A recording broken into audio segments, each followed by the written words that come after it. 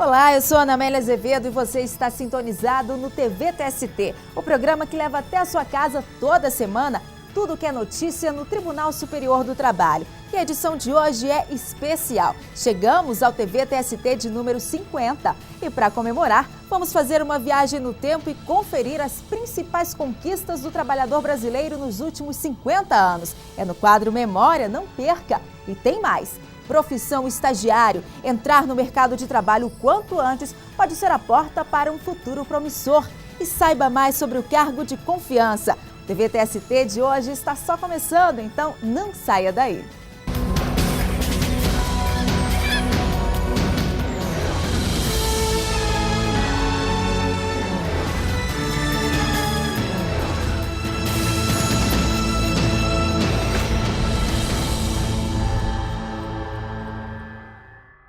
Para começar o programa bem informado, vamos aos destaques da semana no Tribunal Superior do Trabalho. Um ex-pastor e tecladista da Igreja Universal do Reino de Deus não conseguiu na Justiça do Trabalho o reconhecimento do vínculo empregatício com a igreja. Ele foi expulso da igreja acusado de adultério e recorreu à Justiça para receber o que achava ter direito. O ex-pastor contou na ação que começou a trabalhar na igreja em São Paulo aos 16 anos. Ele era músico e obreiro, uma espécie de voluntário. Depois de um tempo, foi transferido para Goiânia, onde assumiu a função de pastor. A Igreja Universal se defendeu e negou a relação de emprego. Esclareceu ainda que o ex-pastor foi expulso por agir contra as normas de conduta impostas ao cargo. Para o Tribunal Superior do Trabalho, o próprio depoimento dele demonstrou que a relação era apenas religiosa. O Tribunal Superior do Trabalho garantiu a uma aposentada a retirada de valor referente a dívidas com precatórios das contas do Estado do Espírito Santo. A trabalhadora se aposentou em 1986 e o precatório foi expedido em 2001. Mas 11 anos se passaram e a dívida ainda não tinha sido paga. A mulher então entrou na justiça pedindo que o valor fosse retirado da conta do Estado, alegando que precisava do dinheiro porque é portadora de hipotiroidismo, curadora de um irmão absolutamente incapaz e que o tratamento médico é caro. Em primeira instância, a Vara do Trabalho de Vitória negou o pedido com a justificativa de que a aposentada não tinha uma doença grave e que ser curadora do irmão não a faria ter direito de receber a dívida. O Tribunal Regional Capixaba mudou o entendimento que foi mantido pelo TST. O relator do caso, ministro Carlos Alberto, confirmou a natureza singular da situação e, com base no princípio da dignidade da pessoa humana e no direito fundamental à saúde, garantiu a retirada do valor do precatório. O Tribunal Superior do Trabalho condena a empresa que retirou de funcionário os salários que ele recebia por fora. Os valores não eram registrados na carteira de trabalho e não implicavam em contribuições previdenciárias. Mas logo depois que o funcionário sofreu um acidente e ficou tetraplégico, estes valores foram retirados do pagamento. A terceira turma do tribunal entendeu que a redução salarial, no momento em que o empregado mais precisava, resultou em ato ilícito, o que configura dano moral passível de indenização. Uma merendeira que usava soda cáustica para higienizar o local onde trabalhava vai receber adicional de insalubridade. Além do produto químico prejudicial à saúde, a empregada realizava as atividades em um ambiente com temperatura a 34 graus, sendo que o percentual permitido por lei varia entre 31,5 e 32 graus. A decisão de indenizar a trabalhadora é da sexta turma do TST. O ministro Aloísio Correia da Veiga entendeu que a exposição da merendeira a agentes químicos prejudiciais à saúde sem a devida redução da capacidade nociva resulta sim em pagamento do adicional de insalubridade. A decisão foi unânime. Um jogo que ninguém sai perdendo. A contratação de jovens para a realização de estágios dentro das empresas traz benefícios para as duas partes, principalmente para o estagiário. Entrar no mercado de trabalho quanto antes pode ser a garantia de um futuro promissor.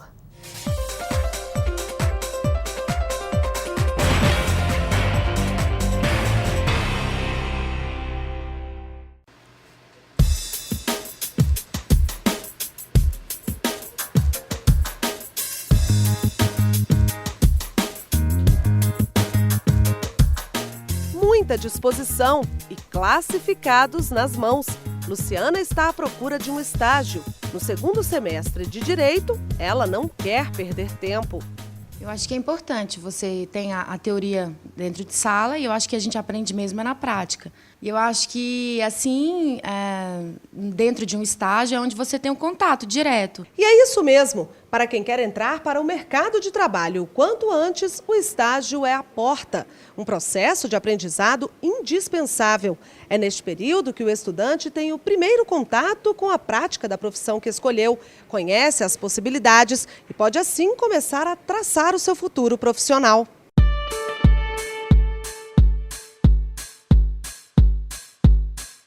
É no estágio que o estudante faz seus primeiros contatos profissionais e tem a chance de confirmar seu interesse pela área que escolheu. O estágio, mas como emprego também, mas eu acho que a princípio, assim, para quem está iniciando, estágiozinho é fundamental, com certeza. Ganha experiência, né? A gente no estágio a gente aprende muita coisa que dentro de sala de aula não seria mais específico. O objetivo real do estágio é a teoria prática. Então, o estudante hoje ele tem a bagagem teórica na instituição de ensino e na empresa ele vai ter essa bagagem prática. Então, o objetivo final do estágio é que ele tenha esse conhecimento aí do dia a dia da futura formação dele. E para as empresas, o estágio também é importante.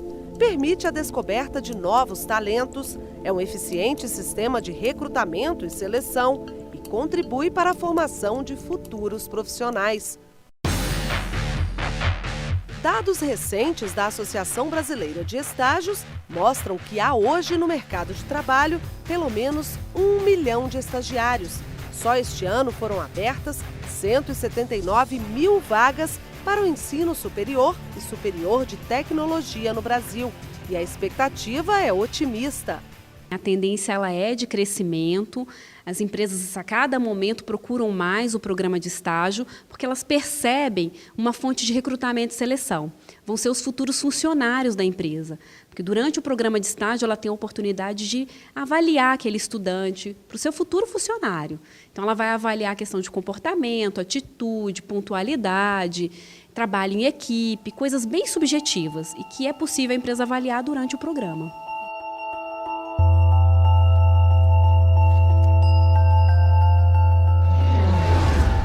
Estágio é coisa séria, é regido por uma legislação específica.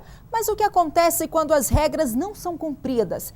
Veja na segunda parte da reportagem.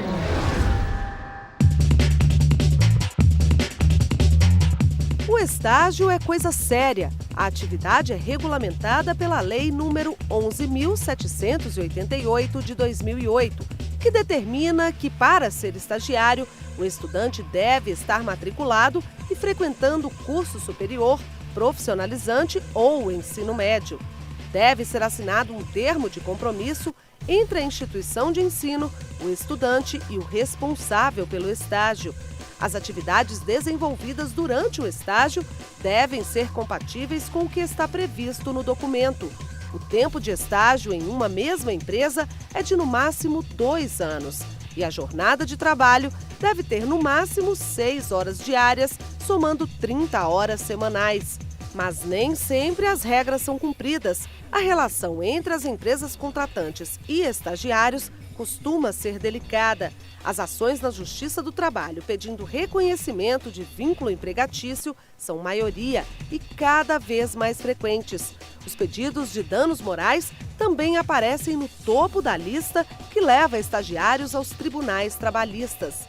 O estágio não é emprego, ele é para a formação do futuro profissional. Então, algumas empresas, entidades, tanto públicas como privadas, elas desvirtuam essa situação ao substituir a mão de obra necessária do emprego formal por um estágio. E aí acontecem as condenações na Justiça do Trabalho pelo desvirtuamento da lei. O número de estagiários por empresa ou instituição também é previsto em lei e varia de acordo com o quadro de pessoal. De 1 a 5 empregados, 1 estagiário. De 6 a 10 empregados, até 2 estagiários. De 11 a 25 empregados, até 5 estagiários. E acima de 25 empregados, até 20% de estagiários. Nesta redação multimídia de uma empresa pública de comunicação, são 8 estagiários. Eles se dividem entre o rádio, a TV e a internet. A escolha é feita de acordo com o perfil de cada um e, assim, todos estão inseridos na rotina diária do jornalismo. Na redação multimídia, a função do estagiário, a presença do estagiário, ela é muito importante. Não apenas para a equipe, como integrante dessa equipe, mas como um auxílio também que a gente dá para esse estudante, uma ajuda, uma experiência que ele pode levar depois de formado para a sua profissão. Quando eu comecei a estagiar pela primeira vez com TV, eu fiquei deslumbrada e falei, não, é o que eu quero fazer para sempre. O estágio normalmente é remunerado, mas a lei não determina valor ou forma de pagamento da Bolsa Auxílio. O ideal, segundo as instituições de estágio, é que o valor contribua para manter esses estudantes no curso. A Constituição Federal prevê a hipótese de pagamento ser proporcional à extensão e à complexidade do trabalho. No Brasil, as melhores bolsas auxílio, separadas por nível, são nos cursos de economia, que passa dos R$1.000, engenharia, que é um pouco menor, e secretariado executivo trilingue. E os estagiários têm direito a outros benefícios, como auxílio transporte e recesso remunerado. E estágio não é só para quem está no ensino superior. Estudantes que estejam cursando o 1º, 2º ou 3º ano do ensino médio e que tenham mais de 16 anos também podem conseguir uma vaga no mercado de trabalho. É o caso de Iago Chaves, 17 anos, e ele está na sua primeira experiência profissional. Iago, conta pra gente como que é essa experiência. Para mim, a experiência é muito boa. Já tem 7 meses que eu trabalho aqui e eu acho que isso vai influenciar bastante na minha carreira profissional. Iago é um dos 1.737 estagiários dos Correios e a empresa pública tem uma meta muito maior, 3.982 estagiários em todo o país. E a tendência é de aumentar até atingir o número total da empresa, à medida que ela vai abrindo constantemente novos processos seletivos para inserção desses estagiários. A rotina deles é de realização de trabalhos administrativos, atividades totalmente administrativas, na área de gestão de pessoas, na área de tecnologia, na área de informática, processamento de dados. Então eles estão em todas as áreas administrativas que a empresa tem. E eles seguem na rotina até que daqui a alguns anos ou meses entrem para valer no mercado profissional. Com certeza com uma bagagem que já os coloca na frente nessa corrida.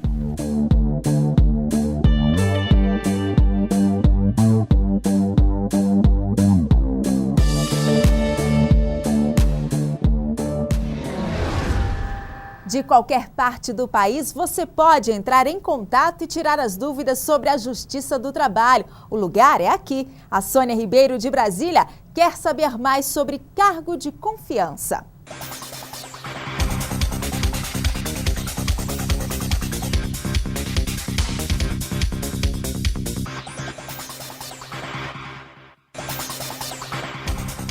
O que é cargo de confiança?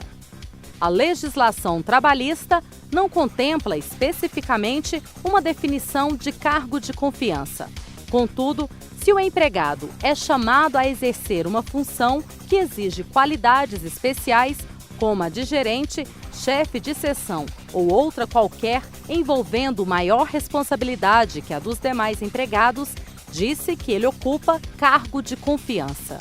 No serviço privado, essa distinção não causa efeito de espécie alguma, não tem consequências. Vai ser cargo de confiança, cargo de comissão, não causa qualquer repercussão para a vida no direito privado.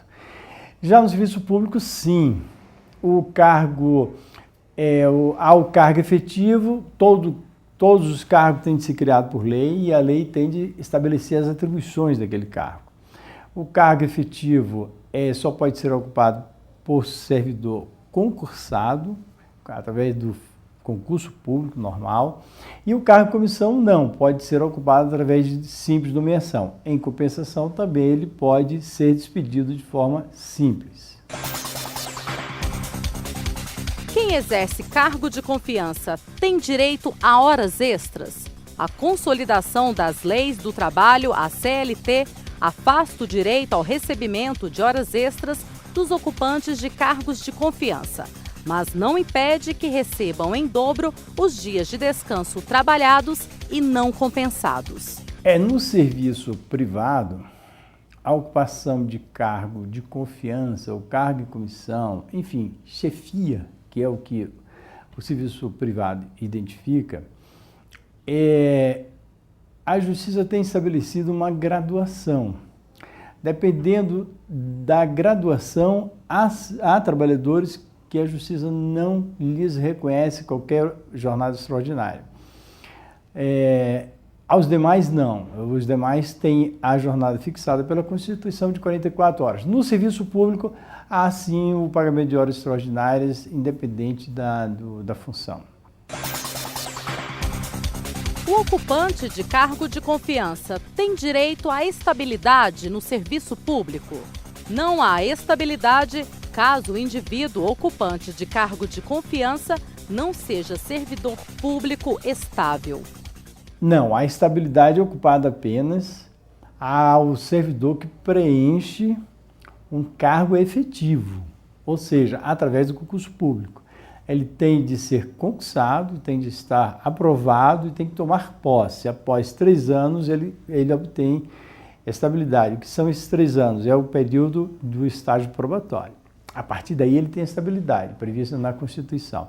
No cargo de comissão não há estabilidade, porque ele pode ser despedido a qualquer momento. E no serviço privado não há estabilidade, independente da hipótese. Faça como a Sônia e mande a sua dúvida para nós. O caminho é o e-mail tv@tst.jus.br. No próximo bloco tem julgamento no TST, não perca! Em 1 minuto. Até já!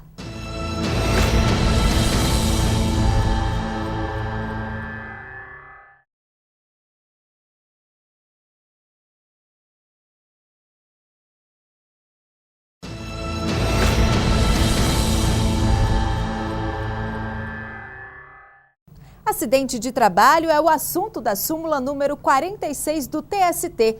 Veja o que ela diz. A súmula 46 do TST diz: as faltas ou ausências decorrentes de acidente do trabalho não são consideradas para os efeitos de duração de férias e cálculo da gratificação natalina. A súmula do Tribunal Superior do Trabalho assegura aqueles trabalhadores que sofreram um acidente de trabalho, que, portanto, não conseguem comparecer ao serviço porque estão recebendo o seu dinheiro por intermédio da Previdência Social, que esse afastamento, esse período em que ele estiver se recuperando do acidente de trabalho, não vai ter nenhuma interferência no direito que ele tem de receber a sua gratificação natalina, ou seja, o 13º salário, e também a contagem de suas férias, porque quando ele retornar, ele continua a ter direito a tirar suas férias, vai continuar a ter direito a receber a integralidade do seu 13º, da sua gratificação natalina, porque o TST entende que este aspecto não influencia, não interfere, não prejudica o direito desses trabalhadores. E vamos ao julgamento de destaque no Tribunal Superior do Trabalho. Entenda o caso na reportagem. Os ministros da SD e 1 do Tribunal Superior do Trabalho negaram o recurso do Banco HSBC, que pretendia excluir a condenação imposta pelo Tribunal Regional do Trabalho do Paraná. A instituição foi obrigada a pagar as horas do regime de sobreaviso a um funcionário que esperava em casa ser chamado para trabalhar. O funcionário era submetido a uma escala de atendimento do banco. Depois de trabalhar na agência, o bancário ficava em casa durante 1 semana por mês, mas continuava a trabalhar. Ele tinha que ficar de olho no celular e à disposição para qualquer chamado.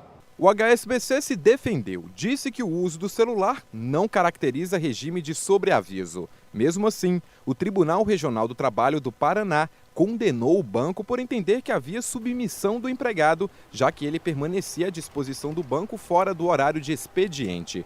Quando o caso foi parar no Tribunal Superior do Trabalho, a 3ª turma também manteve a decisão do TRT.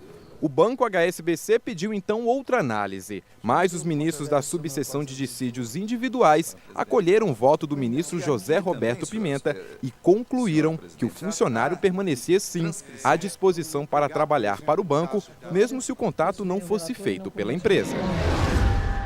Veja agora como foi a decisão dos ministros do TST. Relator excelentíssimo senhor ministro Ives Gandra Martins Filho. Processo constante da planilha de sua excelência do número 18.000 de 2006 ao número 3.843.800 de 2009, com exceção daqueles cujo julgamento foi adiado ou suspenso. Ministro Ives. Eu só teria o destaque. Dois processos. Eu teria destaque o EDRR 384-3800, 2009. Pois não, precisa ministro. pregoar. Está EDRR 384-3800.2009 em julgamento. Vossa Excelência tem a palavra. Tá. Então, veja o seguinte, esse processo, o que está se discutindo basicamente é se o uso de celular geraria o direito ao sobreaviso. Então, quais são as nuances desse caso concreto que me levaram a concluir pela contrariedade à súmula 428. O acórdão regional, ele diz o seguinte, está na folha 3 do voto, estando o empregado submetido à escala de atendimento, finalzinho, desnecessária prova das restrições a que refere o artigo 244, parágrafo 2º da CLT. Mais abaixo diz, existindo escala, resta evidenciada a submissão do empregado ao direcionamento do empregador. Ou seja, o regional não colocou nenhuma daquelas circunstâncias que nós podemos, eventualmente, ultrapassar a regra da súmula 428, ou seja, o empregado, por exemplo, no caso das companhias aéreas, teria que estar em 90 minutos no local de trabalho, ou então ele teria que efetivamente ficar em casa ou sofreria uma sanção se não comparecesse em tanto tempo. Não. Aqui a escala de atendimento em banco. Não houve nenhuma prova, de acordo com o que está no acórdão regional, quanto à limitação à locomoção. E o que também está registrado é que a escala era de 1 semana por mês. Quer dizer, cada um desses empregados ficava uma semana inteira, em princípio, de escala. Isso foge absolutamente ao regime de sobreaviso, porque o sobreaviso só pode ser de 24 horas. E a própria ideia de sobreaviso supõe uma escala. E, então, o fato que o regional registra que havia escala, não retira da regra básica de que, se for limitada a locomoção ficando na residência, se pode pagar como sobreaviso esse tempo. Se não, pelo mero uso de celular, não se admite pela nossa súmula 428. Então, por essas razões é que eu queria destacar que entendo contrariada a súmula 428, estou dando provimento para excluir a condenação às horas de sobreaviso deferidas. Eu consulto os ministros. Há divergência? Sim, senhora presidente. Eu não tenho divergência, presidente. Só espero que a manchete de amanhã no site não diga que nós somos incoerentes. Senhora presidente, pela ordem. Pois não, ministro. Porque qualquer que seja a solução aqui, não há nenhuma incoerência com a notícia cujo estardalhaço se viu nos jornais ultimamente, com informações precárias. Ministro Zé Roberto. Pela ordem, senhora presidente, eu já havia anotado esse caso pelos próprios termos do acórdão da Egrégia Terceira Turma, que foi transcrito no voto do eminente relator. Eu confesso que eu cheguei a uma conclusão um pouco diversa. Discute-se aqui a súmula 428 do Tribunal Superior do Trabalho, que eu relembro, estabelece o sobreaviso, que é uma conversão da OJ 49 desta subseção. Sobreaviso, o uso de aparelho de intercomunicação, a exemplo de BIP, pager, ou aparelho celular pelo empregado, por si só, não caracteriza o regime de sobreaviso, uma vez que o empregado não permanece em sua residência, aguardando a qualquer momento convocação para o serviço. E o acórdão da Egrégia Terceira Turma, transcrevendo a parte relevante do acórdão regional, procurando resumir a questão, não me parece contrariar, com todas as vênias, ao eminente relator, a súmula 428, porque não levou em conta só o uso do celular. O que o acórdão regional fala, aliás, o acórdão turmário, perdão, depois de transcrever o acórdão regional, está a folha 5 do voto do eminente relator, é o seguinte: no presente caso, a Corte de Origem considerou caracterizado o regime de sobreaviso, amparando-se não apenas na utilização do uso do aparelho celular, mas na constatação extraída do conjunto probatório de que o reclamante permanecia, efetivamente, à disposição do empregador, fora do horário normal de trabalho, uma vez que estava submetido à escala de atendimento, devendo permanecer pronto para a chamada. Nesse contexto, a restrição ao direito do autor de livre disposição das horas de descanso, nos intervalos interjornadas e repousos compulsórios, bem como a sua liberdade de locomoção, consoante moldura fática, assentada pela Corte Regional, leva ao reconhecimento de que configurada a hipótese de trabalho em regime de sobreaviso, pela aplicação, por analogia, do artigo 244, parágrafo 2º da CLT, que não se tem por literalmente violado, até porque havia o pagamento de horas, sob tal rubrica pelo empregador. O regional registra que pagava algumas horas, mas não todas. E a prova revela mais tempo nessa situação. Então, com todas as vênias, me parece que aqui a súmula 428 foi respeitada, foi seguida pela egrégia decisão turmária, que não manteve a condenação ao pagamento das horas de sobreaviso só porque havia o uso do aparelho celular. Avaliação do conjunto probatório, súmula 126, etc. E aqui também, senhora presidente, há transcrição na própria decisão turmária de um precedente específico desta subseção 1 da lavra de Vossa Excelência, relatora ministra Maria Cristina Irigoyen Peduzzi, em que Vossa Excelência ementou o seguinte: recurso revista conhecido e provido, sobreaviso, telefone celular, plantão, eletricista, mas era telefone celular. Nas horas de sobreaviso, o empregado deve estar preparado para o serviço, mesmo fora da jornada de trabalho, sujeitando-se até ao poder disciplinar do empregador. O simples fornecimento de bip ao telefone celular, por isso, não é suficiente para caracterizá-lo. Perfeito, é a súmula 428. E Vossa Excelência prosseguiu. No caso dos autos, o acórdão regional assentou o quê? Primeiro, o reclamante portava telefone celular, como aqui. Segundo, havia escala semanal entre 3 empregados para o atendimento do plantão. Aqui havia a escala. 3. A existência de escala evidencia que o empregado estava efetivamente à disposição da empregadora, de modo que deveria estar de prontidão para o trabalho. Configura-se assim o sobreaviso nos termos do artigo 244, parágrafo 2º da CLT e da súmula 229 do Tribunal Superior do Trabalho, na esteira da OJ 49, convertida na nossa súmula 428. E essa foi a decisão. Eu não verifiquei se foi unânime ou não, realmente não pude verificar. Mas então eu peço vênia. Há em seguida um acórdão também da terceira turma do ministro Horácio Raimundo de Sena Pires. Eu peço vênia para, respeitosamente, abrir a divergência. O eminente relator está conhecendo dos embargos por contrariedade à súmula 428 do Tribunal Superior do Trabalho. Por esses motivos, eu entendo, com todas as vênias, que a súmula 428 não foi contrariada, ao contrário, foi bem aplicada pela egrégia terceira turma. É o meu voto. Eu não conheço dos embargos, evidentemente. Vossa Excelência não conhece. Ministro Brito Pereira.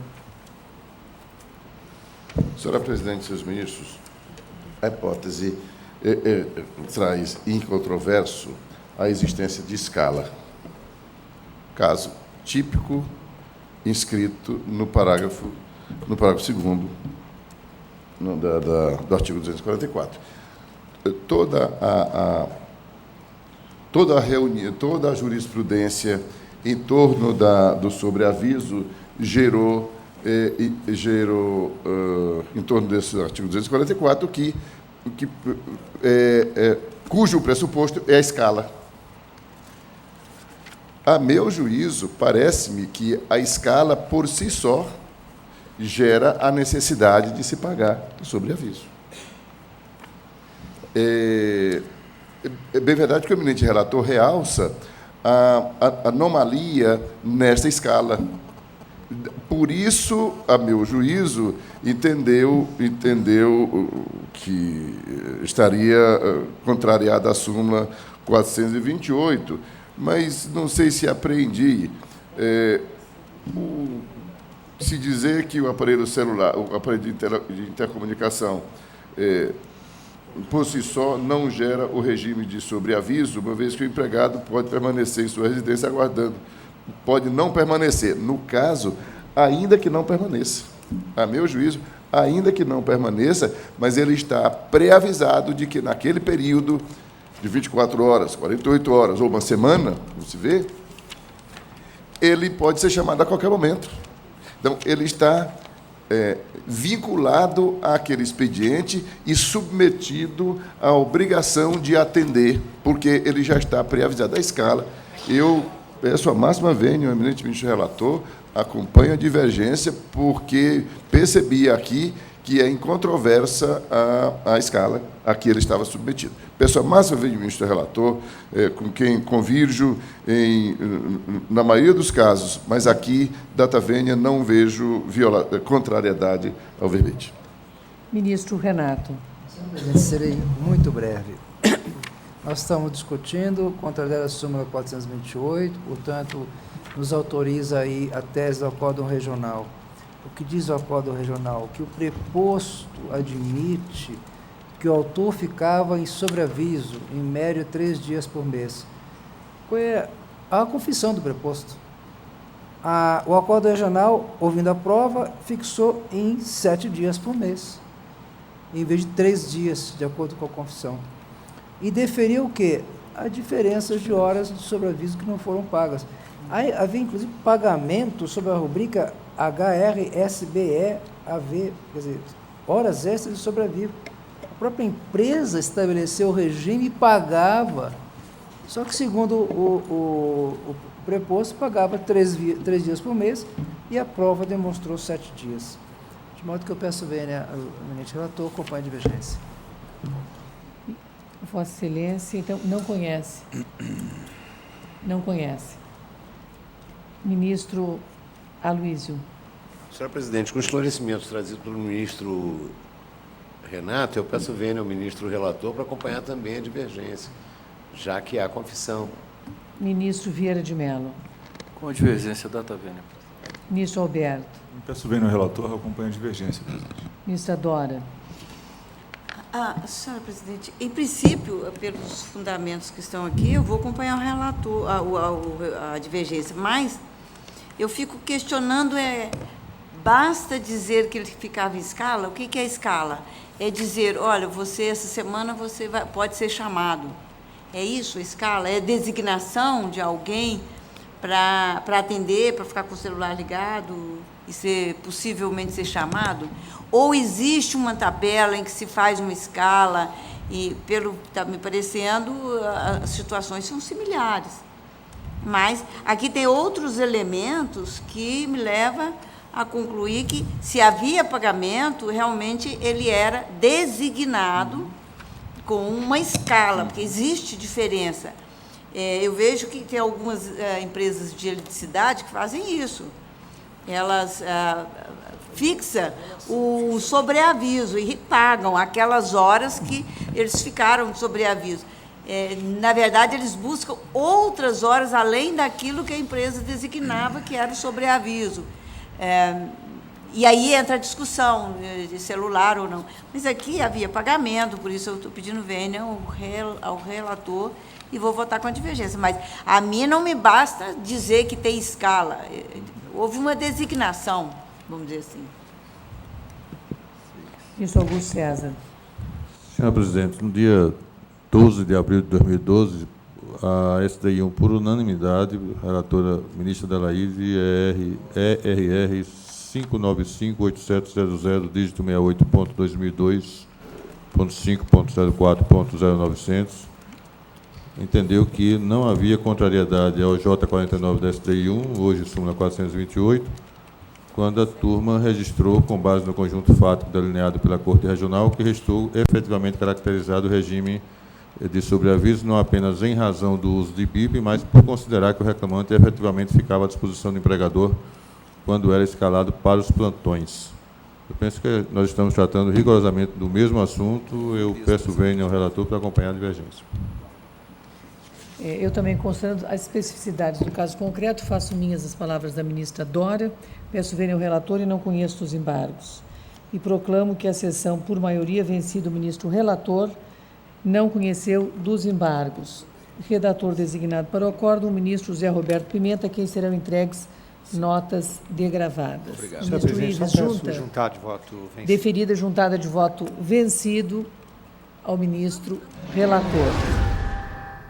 E não perca no próximo bloco. O empregado que trabalha por produção tem direito à hora extra? A resposta em 1 minuto. Até já!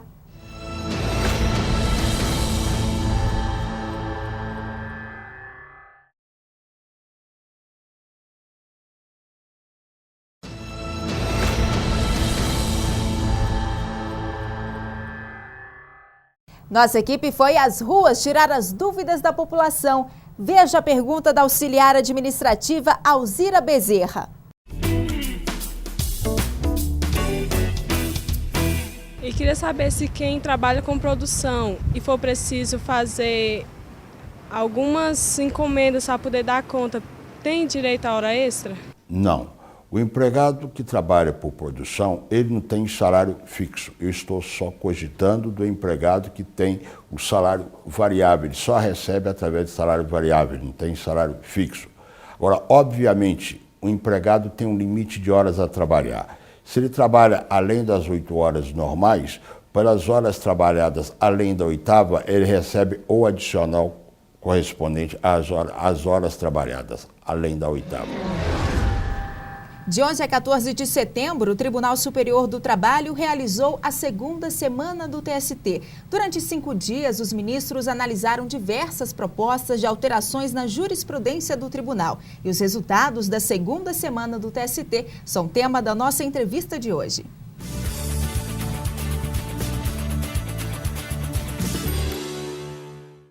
Bom, e hoje eu converso com o ministro do TST, Augusto César. Olá, ministro, bem-vindo ao TV TST. Tá bem, obrigado pelo convite. Bom, 2ª semana do TST, muitas decisões importantes, né, ministro? Agora foram mais de 100 propostas analisadas, é isso? Sim, sim. Na verdade, toda a sociedade foi informada de que o Tribunal Superior do Trabalho, mais uma vez, queria se reunir para discutir, para debater da sua jurisprudência. E advogados, Ministério Público, sindicatos, empresas, enfim, nós recebemos várias propostas. Essas propostas foram organizadas pela presidência do Tribunal Superior do Trabalho e elas nos deram a oportunidade de debatermos mesmo, de discutirmos os fundamentos dessa jurisprudência que costumeiramente aplicávamos. Pois é, 5 dias de debates, discussões, tudo a portas fechadas, né, ministro? Por quê?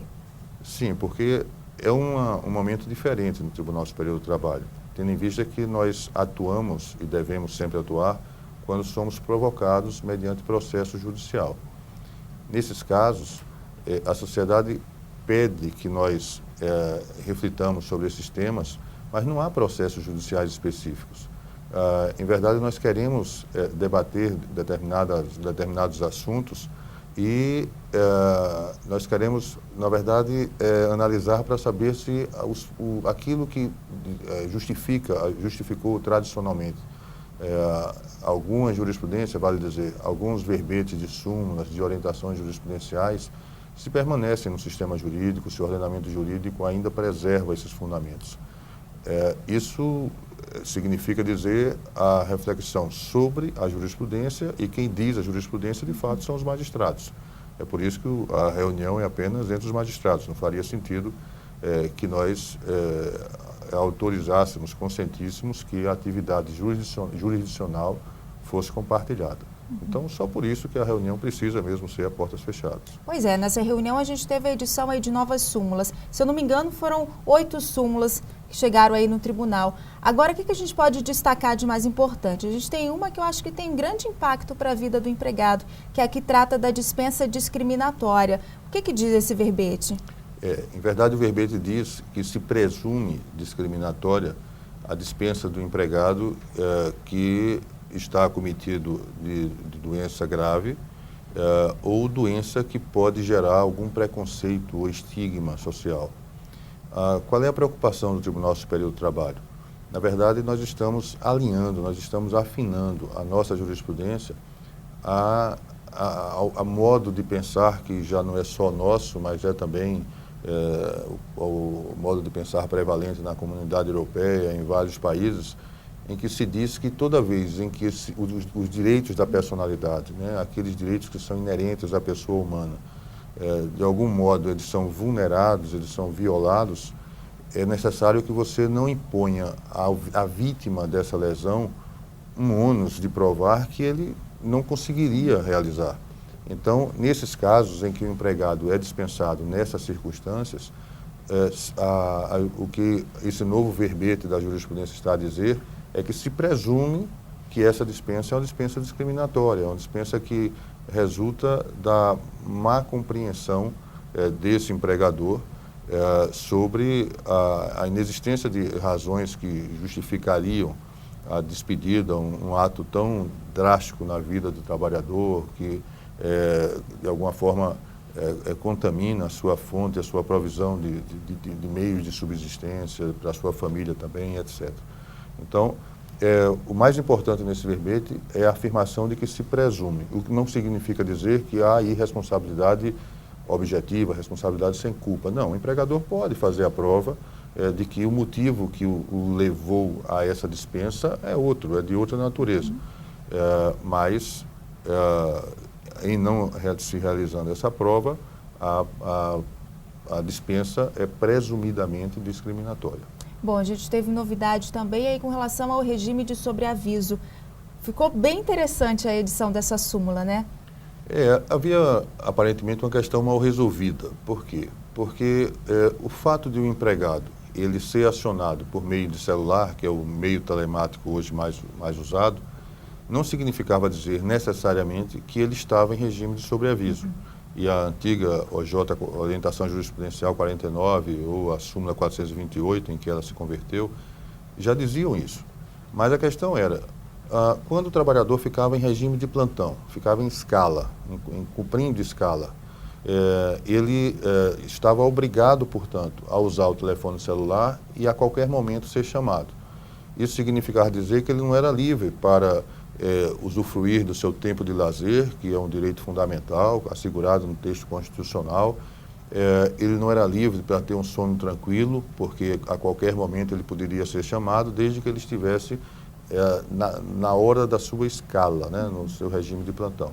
Então, o que o Tribunal Superior do Trabalho afirmou, e afirmou em consonância com o que já vinha sendo decidido por vários tribunais regionais de trabalho, é que nesse caso em que o trabalhador está em regime de plantão, em que ele sabe que pode ser chamado a qualquer hora, ainda que ele não tenha que aguardar esse chamado em casa, como acontecia com os ferroviários nas décadas de 40, 50, né, do século XX, ainda assim ele deve ter essas horas do plantão remuneradas como horas de sobreaviso. Por que essa alusão aos ferroviários é interessante, é importante? É porque, em princípio, se aplica-se para essa hora de sobreaviso a remuneração da hora de sobreaviso do ferroviário, que é o valor correspondente a 1/3 do valor da hora normal.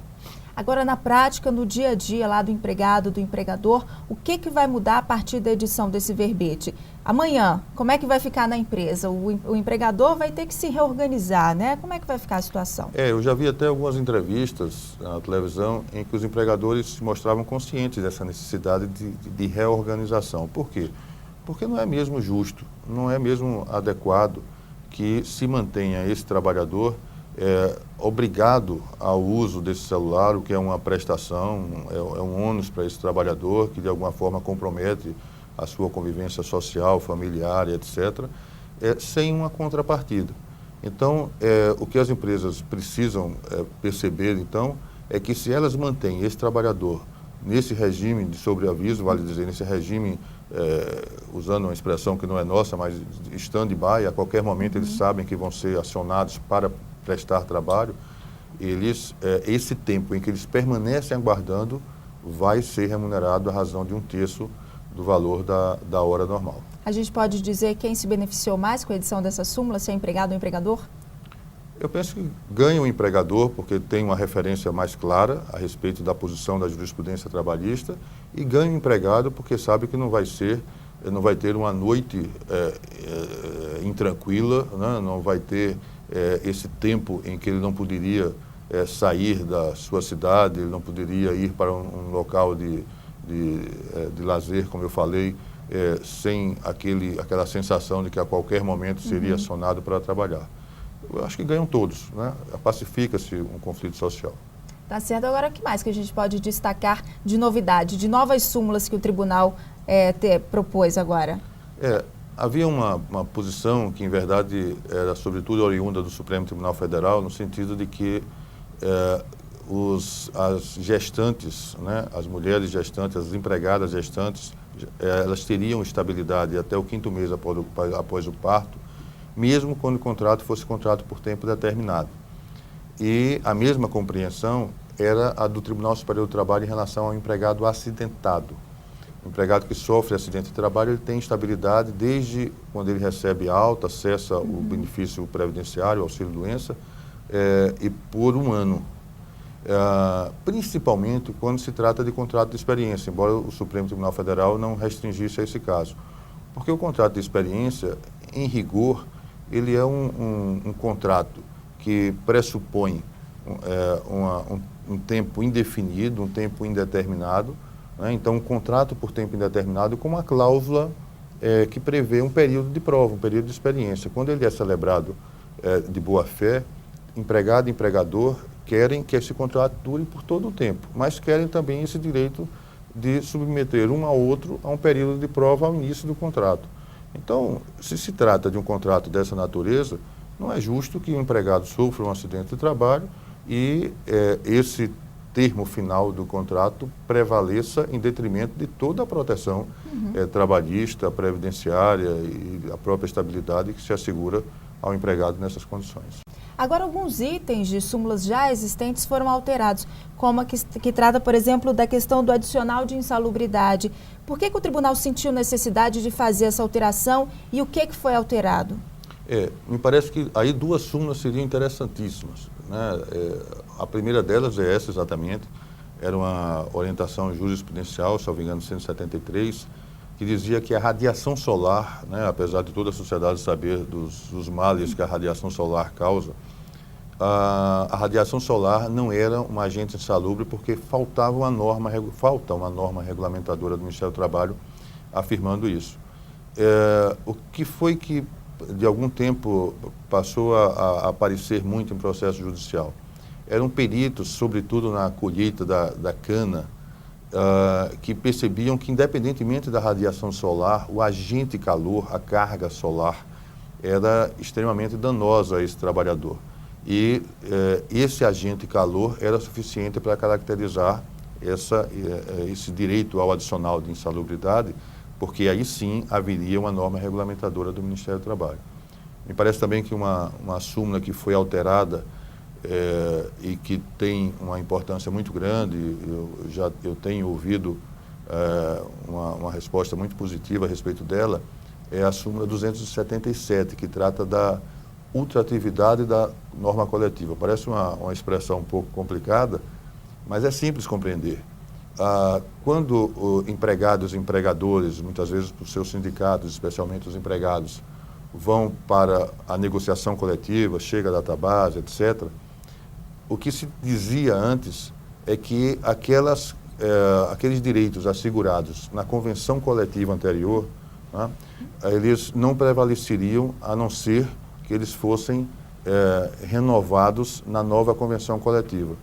Isso era quase como um estímulo involuntário nosso a que o empregador não viesse para a negociação, porque ele ficava ele se achava na condição de não negociar, porque com isso os direitos que eram anteriormente assegurados desapareceriam. Então, a partir dessa nova compreensão, que tem um fundamento constitucional, na verdade o que nós decidimos é que nós precisamos cumprir o artigo 114, parágrafo 2º da Constituição, nós estamos a consagrar o entendimento de que essas convenções coletivas de trabalho, elas mantêm a sua eficácia, a não ser que uma convenção posterior reduza ou suprima, né, ou faça desaparecer o direito. Em outras palavras, para rever alguma coisa que já está entre o rol de direitos do trabalhador, é preciso negociar. Se não houver a negociação, aquele direito vai perdurar, vai permanecer. Ok, ministro, muito obrigada pela entrevista. Eu é que agradeço a oportunidade. Bom, e há um ano você acompanhou a estreia do TVTST na TV Justiça. Quadros especiais, serviços oferecidos pelo tribunal, a trajetória dos ministros do TST e, é claro, os julgamentos das sessões. E para comemorar a edição de número 50, preparamos uma retrospectiva com as grandes conquistas do trabalhador brasileiro nos últimos 50 anos. Muitas delas mostradas aqui no TVTST.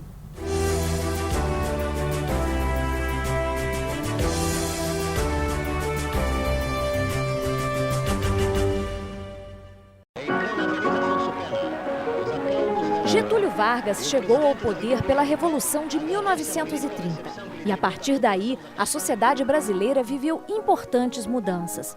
A criação do Ministério do Trabalho, Indústria e Comércio em 1930 resultou numa série de leis trabalhistas. Em 1943, foi criada a Consolidação das Leis do Trabalho, a CLT, que, além de unificar toda a legislação existente no Brasil direcionada aos trabalhadores, garantiu diversos direitos, como a criação da Justiça do Trabalho e da carteira profissional, o salário mínimo, o descanso semanal recompensado e a jornada de 8 horas.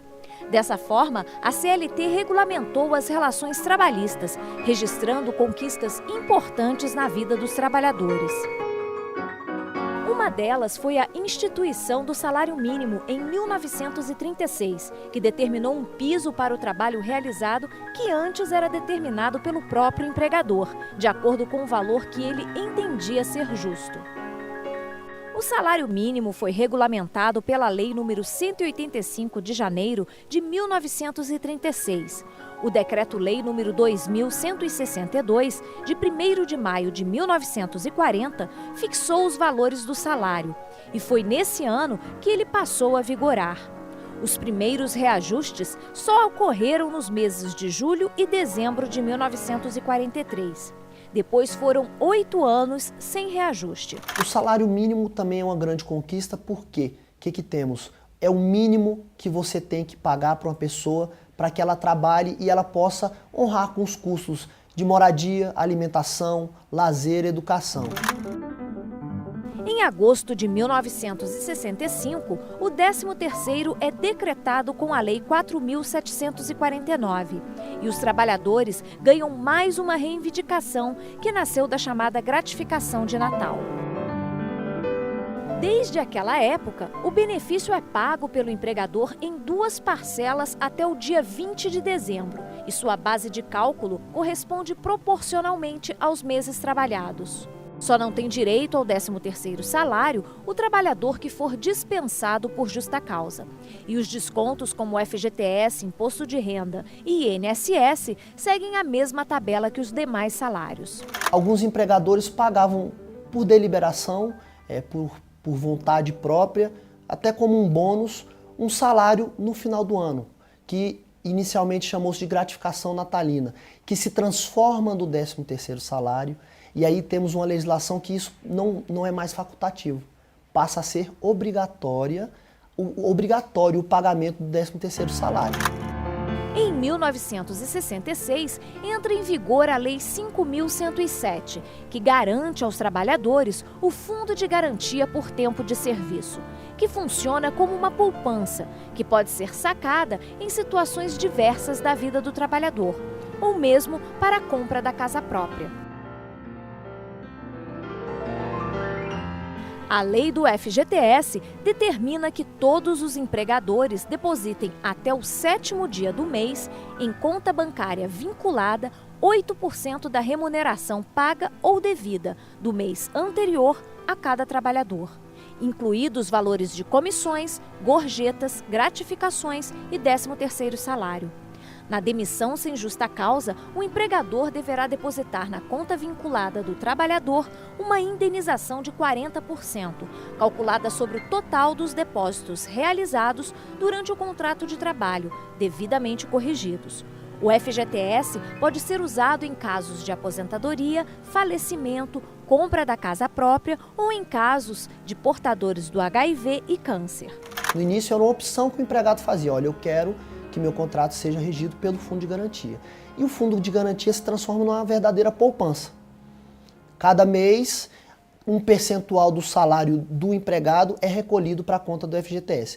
Acabou que isso virou a regra, acabou com a visão da estabilidade por tempo de serviço e você tem um fundo de garantia por tempo de serviço. Em 1985, o trabalhador ganha o direito ao Vale Transporte. A Lei 7.418 determina que o empregador forneça o benefício para o deslocamento do trabalhador no percurso entre a residência e o trabalho. O empregador deve participar dos gastos de deslocamento do funcionário com ajuda de custo equivalente ao que exceder a 6% do seu salário básico. O Vale Transporte não tem natureza salarial e nem é incorporado à remuneração. Diante desses avanços, as relações trabalhistas cresceram e estabeleceram marcos importantes. Com a evolução do pensamento, do direito e algumas constituições, começamos a ter um pensamento dirigido exatamente no ramo do direito. Fugimos um pouco das brigas sociais, questões de política e passamos a ter a questão pensada dentro do âmbito do direito, como ciência. E aí começa a ter debate sobre o salário, a remuneração, limitação da hora de trabalho, dignidade, idade mínima, essas questões todas vão sendo debatidas. E aí ao longo desse tempo, nós temos algumas conquistas muito importantes relacionadas exatamente à dignidade da pessoa humana. Né? Limitação de trabalho até 8 horas e fora isso você tem uma remuneração maior, isso é uma grande conquista. Você limita o espectro do horário de trabalho e permite que a pessoa tenha uma vida além do trabalho.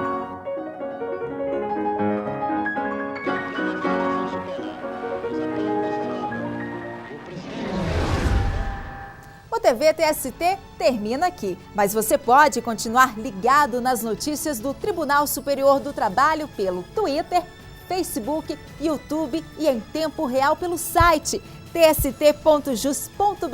Na semana que vem tem mais TV TST. Eu espero você. Até lá!